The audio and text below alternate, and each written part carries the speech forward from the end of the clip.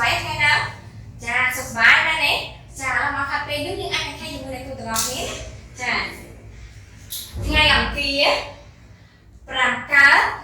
ខែចេឆ្នាំជូ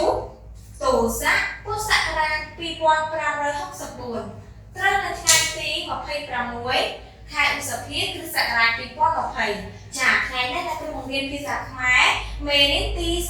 49រឿងកូនទុំសាយនិងកូនឆ្មាចាថ្ងៃនេះអ្នកគ្រូរៀនតតែទៅរឿងអ្នកគ្រូរៀនតពីថ្ងៃច័ន្ទអ្នកគ្រូគាត់ដាក់ពាក្យបាក់មកឲ្យឯងតែថ្ងៃនេះអ្នកគ្រូនឹងរៀនតគឺរៀនអំពីការរៀនពាក្យណាហើយនឹងទៅតំណាងពាក្យដែរណាចាឥឡូវទាំងអស់នេះសូមស្ដាប់អ្នកគ្រូអានស្ដាប់បន្តមកបងប្អូនអានតាមអ្នកគ្រូបន្តចឹងណាឥឡូវសូមស្ដាប់អ្នកគ្រូអានសិនណាភាសាខ្មែរមេរៀនទី49រឿងកូនទុំសាយនិងកូនឆ្មាចាការរៀនពាក្យកអំណាចពាក្យមានពាក្យអំណាចពាក្យគឺមាន2គឺមានពាក្យប្រកបនិងពាក្យសប្បាយចាប្រកបអានថាប្រកបនេះគឺជាជាងរៀននេះគឺជាជាងលំពួតណាសប្បាយអានថា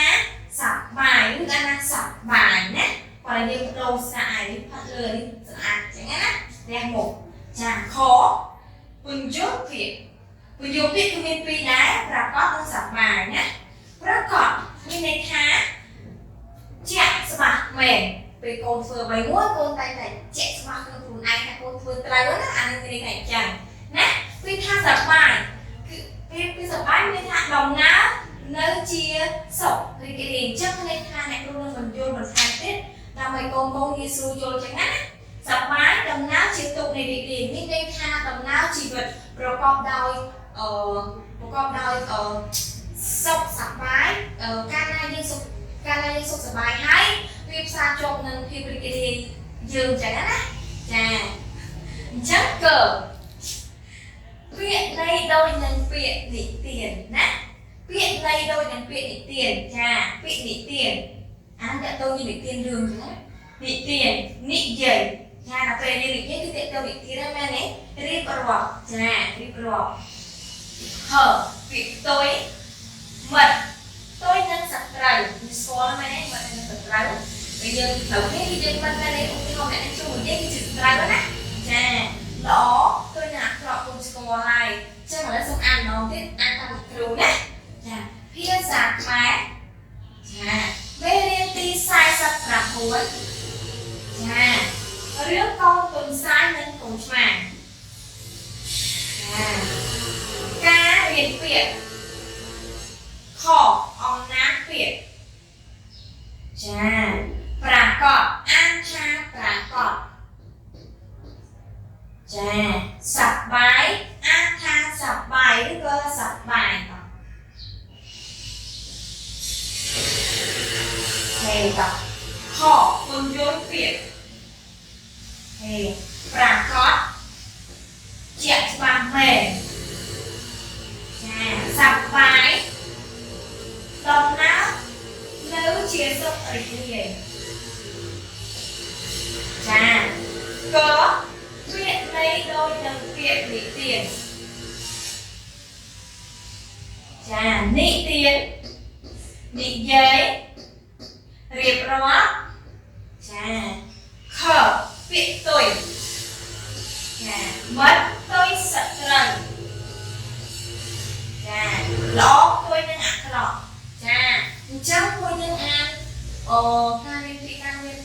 ការរៀនពាក្យនឹងអំណាចពាក្យហើយនឹងបញ្យល់ពាក្យហើយនឹងពាក្យផ្ទុយហើយអស់ណាអញ្ចឹងតែគ្រូនឹងអានអត្ថបទឲ្យយើងស្ដាប់ណាដើម្បីងាយស្រួលនឹងពួកយើង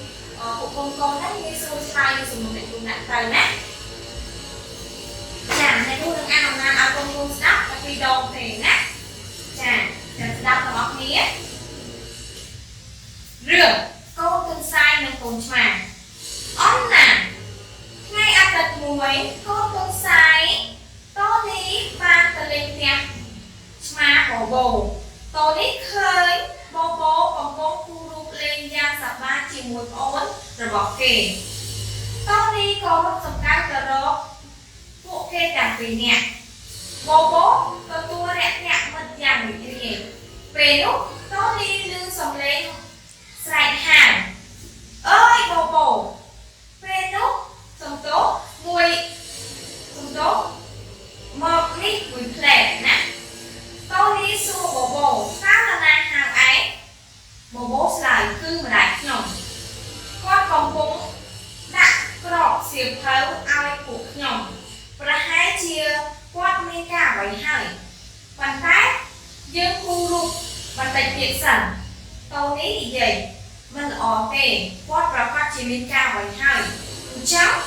យើងប្រកាសទៅជួបគាត់ចាលោកអានម្ដងហើយណាឥឡូវសូមបងប្អូនសូមស្ដាប់ម្ដងទៀតអ្នកលោកអានម្ដងទៀតគូស្ដាប់ដើម្បីងាយស្រួលក្រោយនឹងចំនួនរបស់អ្នកគ្រូចាតោះរឿងកូនទឹកសាយនិងកូនឆ្មាអំណាចថ្ងៃអាទិត្យមួយកូនទឹកសាយតូនីបានទៅលេងផ្ទះស្មាបបោកូនសំទោសតូនីឃើញបបោកំពុងគូររូបលេងយ៉ាងសប្បាយជាមួយប្អូនរបស់គេតូនីក៏រត់សំដៅទៅរកពួកគេទាំងពីរនាក់បបោទទួលរាក់ទាក់មិត្តយ៉ាងរីករាយពេលនោះតូនីឮសំឡេងស្រែកហៅអើយបបោមកនេះមួយផ្លែតូនីសួរបបោតើនរណាហៅឯងបបោឆ្លើយគឺម្ដាយខ្ញុំគាត់កំពុងដាក់ក្របសៀវភៅឲ្យពួកខ្ញុំប្រហែលជាគាត់មានការអ្វីហើយប៉ុន្តែយើងគូររូបបន្តិចទៀតសិន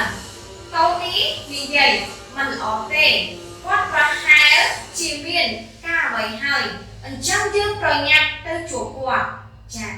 ឡូវគ្រូអាននិទានហើយណាអញ្ចឹងបងប្អូនកុំភ្លេចណា